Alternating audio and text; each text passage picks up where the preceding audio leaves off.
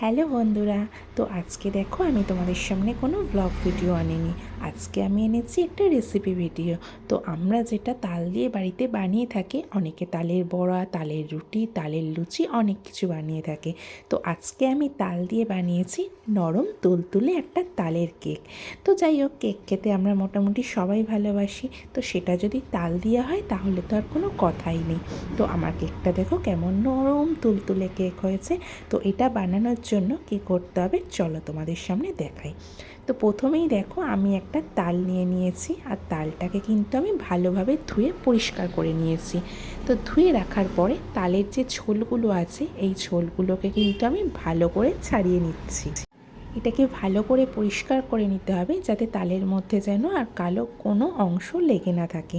তো যেহেতু তালটাকে আমি ভালো করে পরিষ্কার করে নিয়েছি, এর মধ্যে দেখো 3টে বীজ থাকে। তো সেই বীজগুলোকে আমরা আলাদা আলাদা করে নিচ্ছি। তো এর মধ্যে আমি কিন্তু সব বীজগুলোকে নেব না, আমি শুধুমাত্র একটা বীজ ভালোভাবে একটু আলাদা করে নিলাম। নিয়ে এটাকে আমি এই গিজারের মধ্যে ভালো করে চেঁচে নেব। তো তোমরা চাইলে অনেকে চবড়িতে বা যে যেরকমভাবে করো সেরকমভাবে করে নিতে পারো, বাট আমি কিন্তু গিজারে করছি। আর আমি কিন্তু সবকটা তালের বীজ নিইনি, একটাই নিয়েছি। আর এই গিজারে কিন্তু তালটাকে ভালো করে চেঁচে নিলে কিন্তু ভালো করে তালটা বার করা যায়, যে তালের যে শ্বাসটা থাকে। তো দেখো আমি কিন্তু এখানে যে তালটাকে ছেঁচে নিয়েছি, দেখো এটা আমার হয়েছে তালের যে ছাঁচার অংশটা। তো এটাকে আমি এবার একটা পাত্রের মধ্যে নিয়ে নেব। তো এটাকে আমি মোটামুটি একটা পাত্রে নিয়েছিলাম, সেটা আমার 150 গ্রাম মতন ওজন হয়েছিল। তো এর মধ্যে আমরা নিয়ে নেব 150 গ্রাম ময়দা, আর তার মধ্যে আমরা নিয়ে নেব 150 গ্রাম চিনি। তালের মধ্যে কিন্তু বেশি করে চিনির পরিমাণটা দিলে একটু মিষ্টি মিষ্টি হবে। আর এখানে দেখো আমি হাফ কাপ মতন সুজি নিয়ে নিয়েছিলাম। এর মধ্যে আমরা একটু সাদা তেল নিয়ে নিয়েছি, যাতে একটু নরম মুচমুচে হয়। তো তার মধ্যে নিয়ে নেব আমি হাফ চামচ নুন, আর এখানে হাফ চামচ বেকিং পাউডার। বেকিং পাউডার কিন্তু খুব একটা বেশি নেওয়া যাবে না। আর এখানে কিন্তু একটু বেকিং সোডা দিয়ে দিলে আরও ভালো হয়। তো দেখো, আর যদি তোমরা পারো তাহলে এর মধ্যে একটু দুধ দিয়ে দিও।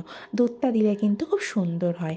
তো এটাকে এবার আমি একটু ভালো করে মিক্স করে নেব। এমনভাবে মিক্স করে নিতে হবে যাতে কিন্তু কোনো দানা ভাব না থেকে থাকে। ভালো করে কিন্তু অনেকক্ষণ ধরে কিন্তু ভালো করে এটাকে গ্রেট করে নিতে হবে, যাতে খুব সুন্দরভাবে এটাকে মাখানো হয়ে যায়। আর যেহেতু আমি এখানে খুব একটা দুধের পরিমাণ দিইনি, কারণ আমি খুব একটা পাতলা করব না, এটা একটু ঘন মতনই থাকবে। তো কিছুক্ষণ নাড়িয়ে নেওয়ার পরে দেখো এখানে আমি একটু নারকোলের কুচি দিয়ে দিলাম। তো নারকোল কুড়োটা দিলে কিন্তু কেকটা খেতে খুবই সুন্দর লাগে। তোমরা চাইলে কিন্তু নারকোল কুড়ো নাও দিতে পারো। তো এবারে আমি কিন্তু একটা স্টিলের পাত্রের মধ্যে, তোমরা চাইলে অন্য কেক যে ব্যাটারে তৈরি করা হয় সেটাও তোমরা নিয়ে নিতে পারো, বাট আমি কিন্তু এখানে একটা স্টিলের থালা নিয়ে নিয়েছিলাম। তো এটার মধ্যে নিচে একটা ভালো মতন সাদা তেল দিয়ে দিয়েছি। তো তার মধ্যে আমি একটা বেটার পেপার দিয়ে দিচ্ছি, দিয়ে তারপরে তার উপরেও কিন্তু আমি সাদা তেল ভালো করে দিয়ে দিলাম। এইটা দেওয়ার কারণ হচ্ছে, যখন আমরা কেকটা তুলবো তখন কিন্তু থালার নিচে কোনোভাবেই কামড়ে যাবে না। তো আমি যে গ্রেট করে রেখেছিলাম সেই ব্যাটারটা কিন্তু আমি এর মধ্যে দিয়ে দিলাম। আর সবটাই দিয়ে দিতে হবে, যাতে কোনো একেবারেই তোমরা দিয়ে দেবে। তো দিয়ে দেওয়ার পরে দেখো ভালো করে এরকম করে একটু ঠুকে নিতে হবে, যাতে ভিতরে আমার কোনো ফাঁকা অংশ না থেকে থাকে, পুরোটাই যাতে সমানভাবে হয়ে থাকে। তো তার জন্য আমরা এরকমভাবে নিলাম। আর আমি যখন ব্যাটারটা তৈরি করছিলাম তখন একটা কড়াই কিন্তু আমি গ্যাসে বসিয়ে দিয়েছিলাম। মোটামুটি আধ ঘন্টা আগে বসিয়ে দিয়েছিলাম। কড়াইটা আমার ভালো রকম গরম হয়ে গেছে। হয়ে যাবার পরে আমি এখানে একটা স্টিলের যে কোনো একটা জিনিস বসিয়ে দিলাম, স্ট্যান্ড মতন। তো তারপরে আমি এই কেকের এটা বসিয়ে দিলাম। এটা আমাকে গরম ফ্লেমে মোটামুটি 40 থেকে 45 মিনিট রাখতে হবে। আর এখানে যে একটা ফুটো আছে ঢাকনা, এই ফুটোটাকেও কিন্তু আমি একটা কাগজ দিয়ে আটকে দিলাম, যাতে এর হাওয়াটা বাইরে না বেরোতে পারে। তো মোটামুটি 40-45 মিনিট রাখলে কিন্তু ভালোভাবে কেকটা তোমাদের তৈরি হয়ে যাবে। তো আমার দেখো এখানে আমি 40-45 মিনিট পরে দেখো আমি এটাকে ঢাকনাটাকে খুলবো।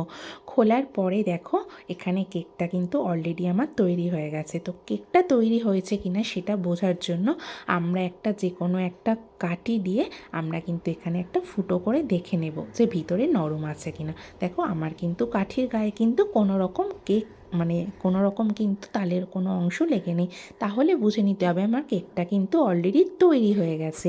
তো কেকটা যখন আমার তৈরি হয়ে গেছে, তো চলো তারপরে দেখো আমি এখানে কিন্তু একটা সাদা প্লেট নিয়ে তার মধ্যে কিন্তু উল্টে দিয়েছি। দেখো আমার কেকটা কিন্তু থালার গায়ে লাগেনি, কেন বলো তো, আমি কিন্তু সাদা তেল কিন্তু থালার গায়ে আটকে দিয়েছিলাম।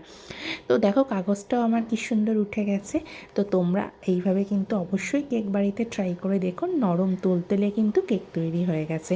তো তাল দিয়ে আমরা অনেক কিছুই বানিয়ে থাকি, তো কেকটাও আমরা বানিয়েছিলাম। তো আজকে আমার এই রেসিপি ভিডিওটা তোমাদের কাছে কেমন লাগলো অবশ্যই তোমরা কমেন্ট করে জানিও আর লাইক করে দিও। আর যদি তোমাদের অবশ্য ভালো লেগে থাকে তাহলে প্লিজ চ্যানেলটাকে সাবস্ক্রাইব করে পাশে থেকো। আর যারা নতুন বন্ধু আছো তারা অবশ্যই চ্যানেলটাকে সাবস্ক্রাইব করে দিও। আর যারা পুরনো বন্ধু আছো তারা তো সবসময় আমার পাশে আছো। তো চলো আজকের মতন টাটা, ভালো থেকো সবাই, সুস্থ থেকো, সাবধানে থেকো।